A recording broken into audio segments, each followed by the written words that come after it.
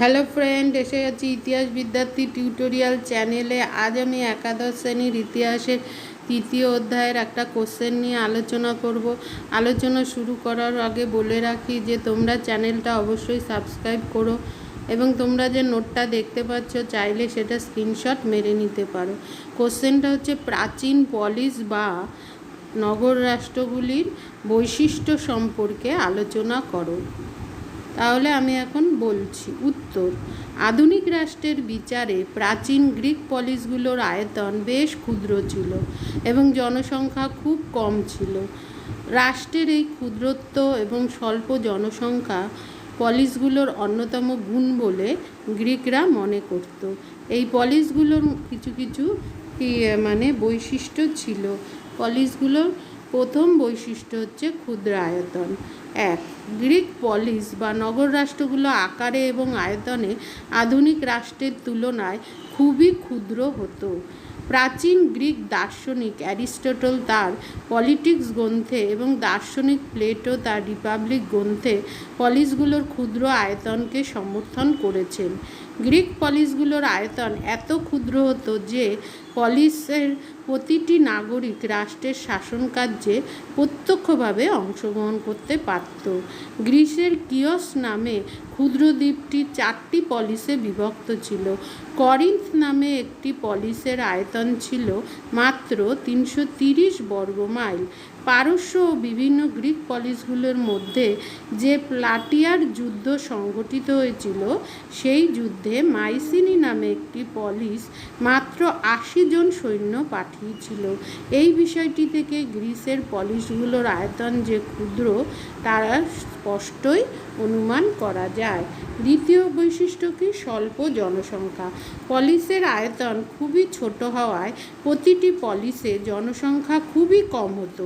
Athens বা সিরাকিউজের মতো কিছুটা বড় পলিসে জনসংখ্যা একটু বেশি ছিল।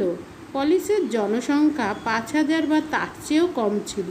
অ্যারিস্টটল তার পলিটিক্স গ্রন্থে বলেছেন যে 10 জন নাগরিক নিয়ে গঠিত পলিস যেমন স্বয়ংসম্পূর্ণ হতে পারে না, তেমনি 1 লক্ষ নাগরিক নিয়েও গঠিত পলিসও সুদক্ষ শাসন পরিচালনা করতে পারবে না। দার্শনিক প্লেটো বলেছেন যে একটি আদর্শ পলিসের জনসংখ্যা হওয়া উচিত 5000। অবশ্য 5000-এর কম জনসংখ্যাকে তিনি সমর্থন করেননি। আবার হিপ্পোডোমাস বলেছেন যে একটি আদর্শ পলিসের জনসংখ্যা হওয়া উচিত 10,000।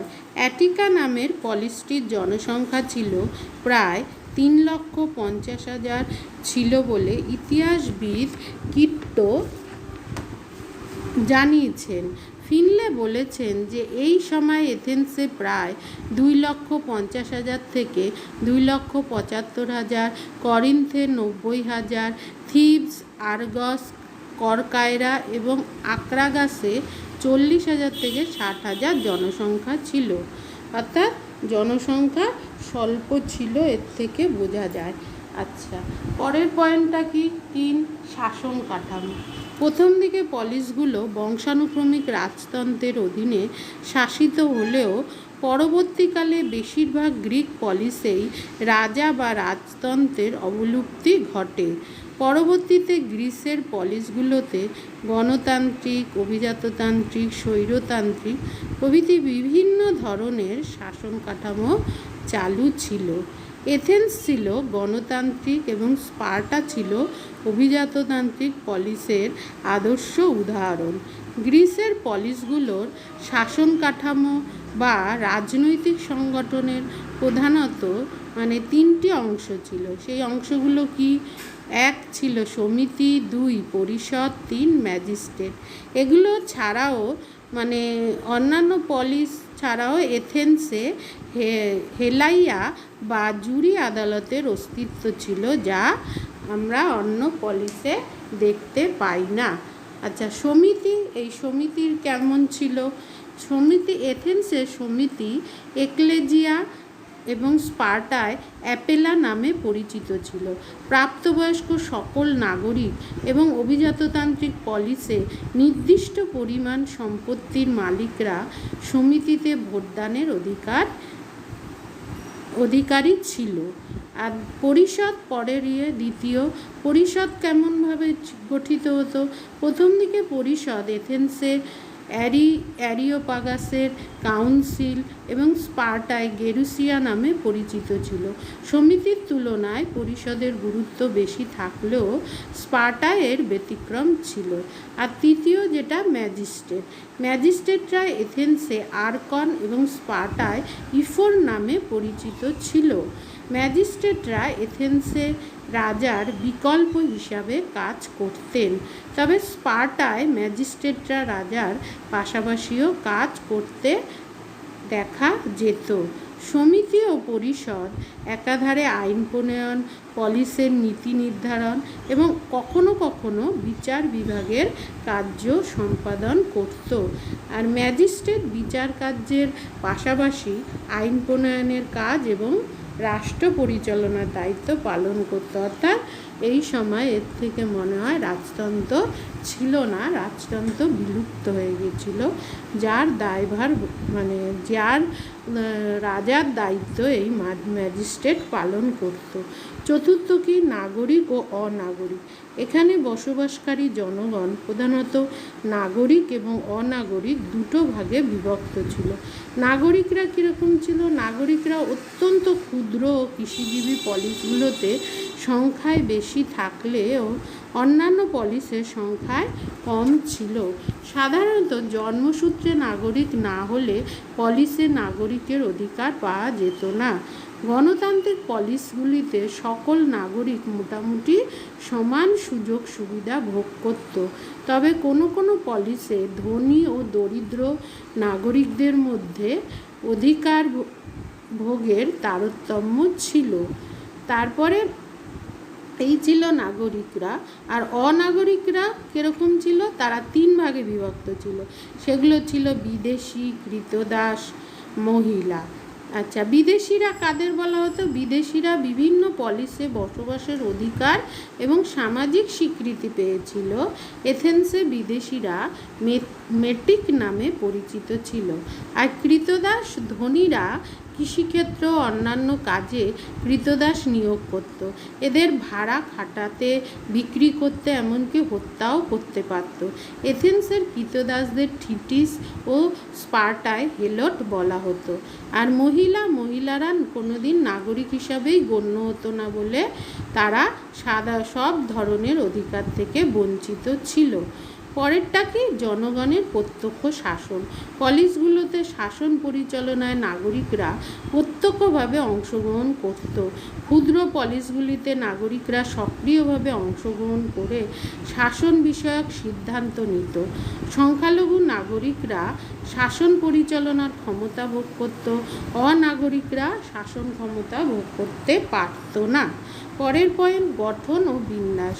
অধিকাংশ পলিসের শাসনক্ষেত্র উঁচু স্থান বা পাহাড়ি অঞ্চলে প্রতিষ্ঠিত হতো। শাসন কেন্দ্রটি অ্যাক্রোপলিস নামে পরিচিত। ইহা দুর্গ দ্বারা সুরক্ষিত থাকত। এছাড়া পলিসগুলোতে দেবদেবীর মন্দির বা উপাসনাগৃহ, বাজার, যাকে অ্যাগোরা বলা হতো, সেই নির্মিত হতো। আচ্ছা, নগর প্রাচীরের বাইরে চোরা নামে একটি গ্রামীণ অঞ্চল থাকত। এখানে দরিদ্রের বসতি, পশুচারণ ভূমি থাকত। পরের পয়েন্ট কি? স্বাতন্ত্র। এখানে প্রতিটি পলিসে একে অপরের থেকে তারা পৃথক ছিল, মানে তাদের রীতিনীতি, গঠন।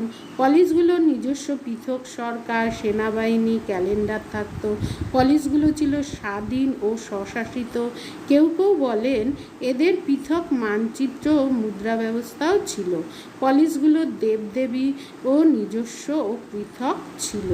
পূজা পদ্ধতিও বিভিন্ন ধরনের হতো, মানে এক একটা পলিসে পুজোর রীতিনীতি এক এক রকম ছিল। পরের পয়েন্ট, নগর কেন্দ্রিকতা ও গ্রাম কেন্দ্রিকতা। প্রাচীন গ্রিসে পলিস বা নগর রাষ্ট্রগুলিতে সর্বদা রাষ্ট্র জুড়ে আমরা কেবলমাত্র নগরের অস্তিত্ব ছিল বলতে পারি না। যেমন এথেন্সে ছাড়াও কয়েকটি উন্নত নগর কেন্দ্রিক পলিস ছিল, তেমনি বহু পলিসে ছিল যেগুলো নগর ছিল না। নগর এবং গ্রাম সে উভয়ই ছিল।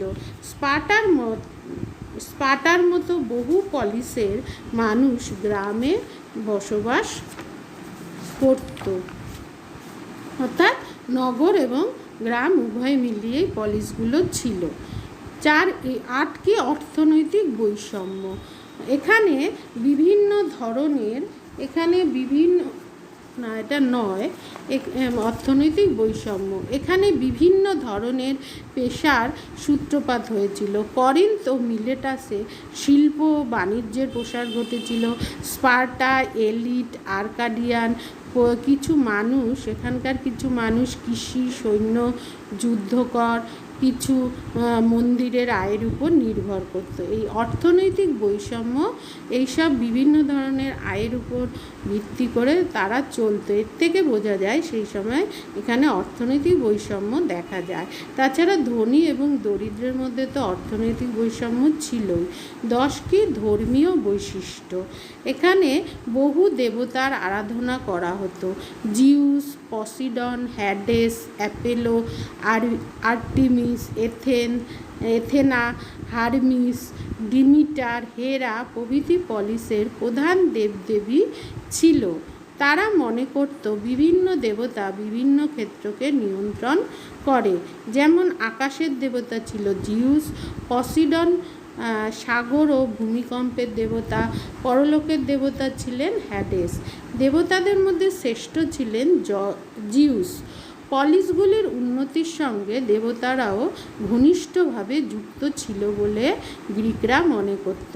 তাছাড়া পলিস ভেদে বিভিন্ন দেবতার গুরুত্বের পার্থক্য ছিল। যেমন এথেন্সে দেবী এথেনার অত্যাধিক গুরুত্ব থাকলেও স্পার্টায় তা ছিল না। অর্থাৎ এক এক জায়গায় এক এক দেবতা বা দেবী তারা বিভিন্নভাবে পূজিত হতো। এই রকম বিভিন্ন বৈশিষ্ট্যের সমন্বয়ে পলিসগুলো গড়ে উঠেছিল। কোনো কোনো পলিসের বৈশিষ্ট্যের ধরনের মিল ছিল, আবার কোনো কোনো পলিসে তা ছিল না, অর্থাৎ সমস্ত দিক দিয়ে পার্থক্য ছিল। তাহলে তোমরা পারলে এটা পড়ো।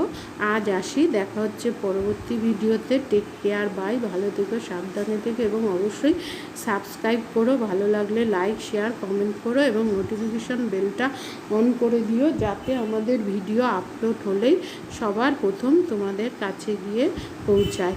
তাহলে আজ আসি, দেখা হচ্ছে পরবর্তী ভিডিওতে। Take care, bye. ভালো থেকো, সাবধানে থেকো।